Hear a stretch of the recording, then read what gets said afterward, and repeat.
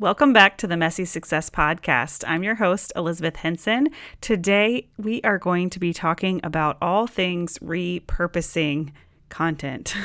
I know this is a hot topic, and I want to be very transparent in letting you guys know that I am still very much learning, practicing, trying to figure out how to put this into place and to keep my energy out of the content creation as much as possible, as wild as that sounds. But I know that there's going to be some good stuff in here that we can talk about together and keep this conversation going. I would love to learn from any of you if you have tips or tricks on repurposing content. I did not record this episode because I am the expert. This is just very much an ongoing conversation inside my team and inside the Community Builder. If you have not joined our Facebook group yet, it is called the Community Builder, and we will be continuing this conversation. So let's go ahead and get started.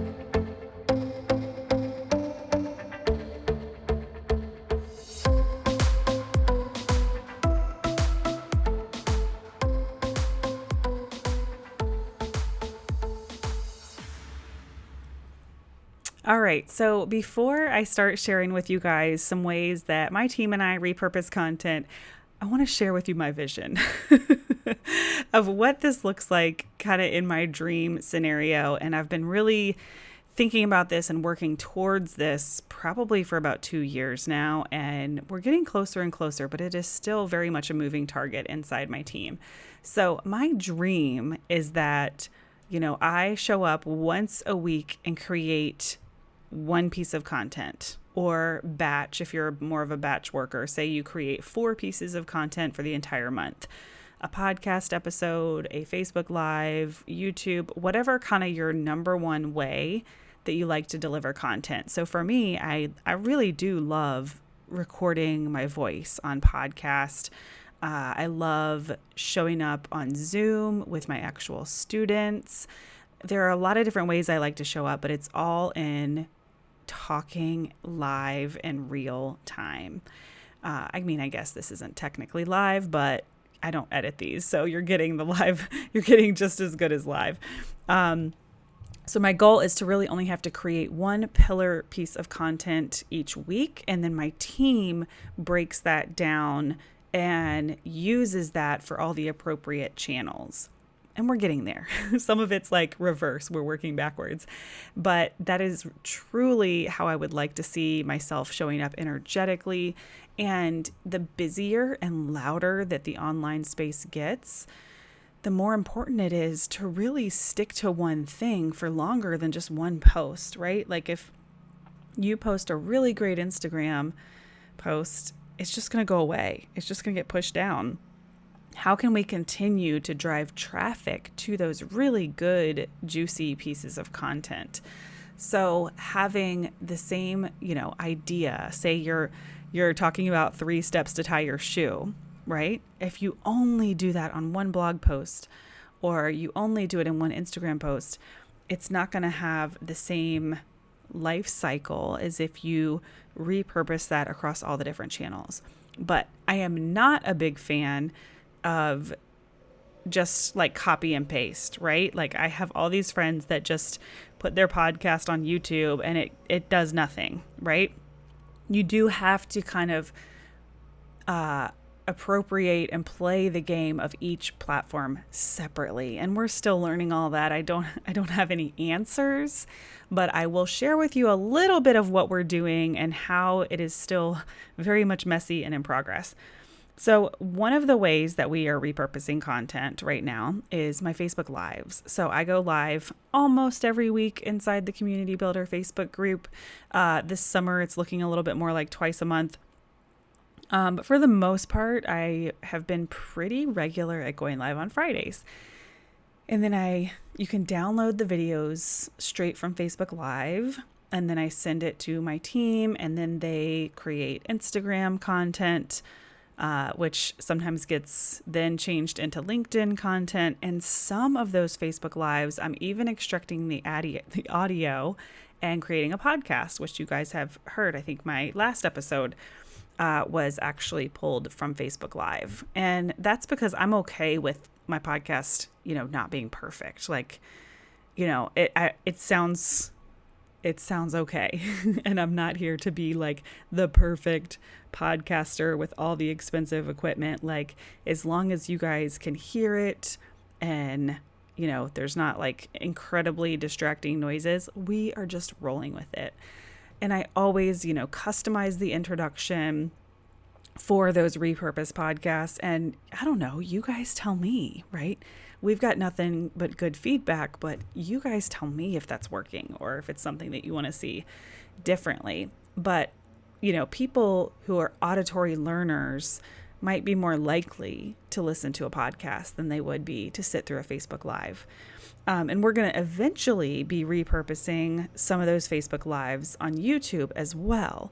But rather than the entire video, we're going to clip like a Q&A, right? So if it's like, here's 3 ways to drive engagement to your Facebook group, we're going to edit it so it's super quick and concise for YouTube, because people are searching YouTube and they're wanting to find the answer. They're not necessarily wanting to sit through an entire Facebook Live where I'm like, oh, hey, Susie, thanks for coming. And I'm interacting in the comments, right? We want to really edit that down and make it super searchable on YouTube, but it's the same piece of content. So in theory, I won't really have to touch it once I do the Facebook Live and then download it and then send it to my team and they use it for all the different things. Now, that sounds super sexy and we're not quite there yet because, my team always knows everything that's going on, but it's not super realistic to expect my team to watch or listen to every single piece of content. So kind of a void that I'm trying to fill on the team would be like a head of content person that would be the person that takes this big, 20-minute presentation or an hour presentation and pulls out of it those really golden nugget important pieces. So we'll see. We're always like really leaning into everybody's zone of genius and trying to keep everyone in areas that they love and that they feel successful. And it's always trial and error. But if someone waved a magic wand, I would definitely hire someone and call them head of content. And their one job would be to take that pillar piece of content and then spread it out among the areas. And we are actually bringing on someone new next week. And I'm like, well, why can't she be that person? So we'll see. Her expertise is in copy, but I think that could work. And I just sort of had that thought process on here live with you guys. So there you go. Okay, another way that we repurpose content is, this is going to sound super basic, but Canva templates. So Sharon is like my lead designer / brand aesthetics, but I don't want Sharon in the weeds of creating every single Canva graphic. So we have Almira create the graphics using templates that Sharon has made, and then it actually goes back to Sharon for approval. So I'm not touching it at all, but that like creating new cover photos for every single Facebook Live, right? That would be really tedious for Sharon to have to do when she's in more of the high level design seat. So Almira creates the thumbnails from templates that already exist and then sends them to Sharon to double check. And then we are able to use those templates for many things. So Sharon designed templates specifically for YouTube that we just resized for our Facebook Live videos because it still works great. So sometimes if you get one really good, on-brand design in Canva, you can reuse that in so many different ways. And I know that one's a little bit more obvious, but again, it's keeping my energy out of those tasks. And my team is taking care of all of that start to finish, which is just so cool to see. And then another one, obviously, is the podcast. So I record these podcast episodes and then I upload them to Otter, which transcribes the entire episode.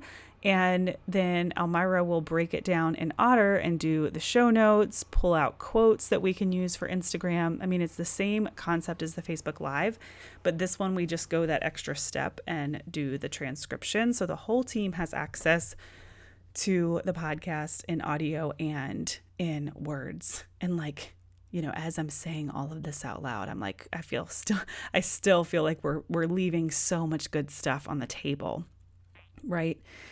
And that's one of the reasons when we get to episode 100, I'm going to talk a little bit about how we're going to pause the podcast just for the summer. You guys know I have 3 kids. So the summer is like super less working hours in the best way, but I'm always kind of like shaving down my tasks for the summer. So we're going to take a little pause over the summer, but what we're going to do is we are going to work on promotion of the existing podcast episodes.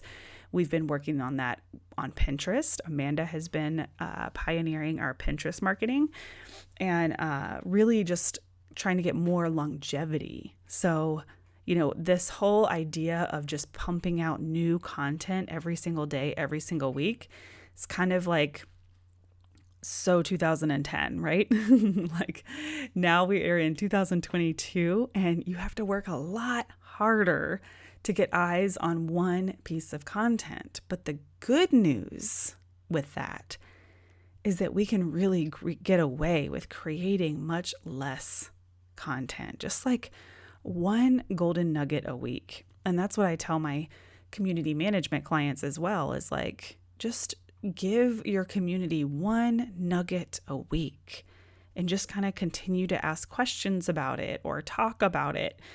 And, you know, but you're really just pointing back to that one golden nugget. That's all it takes. Like, people are not consuming in mass quantities. They just want that great takeaway. Another reason why I've shortened some of these solo episodes. I know that, you know, people are really raving about this whole concept of like 15-minute podcast episodes. And I love that. I absolutely love that I can jump on here and share something super quick and easy and digestible. And then also it gives my team something to talk about for a week, right? And then another one that we haven't done a lot of repurposing yet, but it's definitely on my radar, is Zoom calls and course modules. Anything that I've recorded, you know, video, teaching students live, interacting with other students, like, you know, my Monday group coaching program, they'll ask me questions. We could be recording those answers, and sometimes we do. We have access to all of them, and clipping that out. So when a student says like, you know, how do I drive traffic to my landing page? And I'm coaching them through whatever that brainstorming session looks like. I'm not one to give answers, but I will, you know, try to get people out of their own way. So we could be clipping out some of those moments and then reusing that, so that I'm not really responsible for just showing up and recording videos, right? Now, things that make this a work in progress is like, okay, is my lighting in my office, you know, decent? It's like we're barely at decent, you guys. Like, so that needs a little bit of work, right? But don't let anything like that stop you from creating and pushing out video, whatever that looks like. So those are just a few ways that we're repurposing, but, you know, I wanted to share that the end goal is that I'm really just creating one golden nugget a week, and then my team is creating all the magic from that every, you know, week. And we really work on a week cycle. So we meet on Mondays for our team meeting, and then we circle back the next Monday, and everybody kind of knows what they're working on for the week. And it's helped me get out of this very reactive and impulsive state. And the calendar mapping, oh my gosh, game changer. I think I mentioned this in a previous episode, but Amanda, who's kind of my executive assistant in training, really helps me manage my calendar. And it's like an accountability thing. She just sits on a meeting with me and helps me like time block everything that I need to work on. And that has been super, super game changer. Okay, well, I am going to jump on a training call, but I'm really so glad that I was able to fit this in a little 20-minute window. And I hope that it inspired you guys to repurpose, but let it be messy, let it be imperfect. How can you create less, but put out more, right?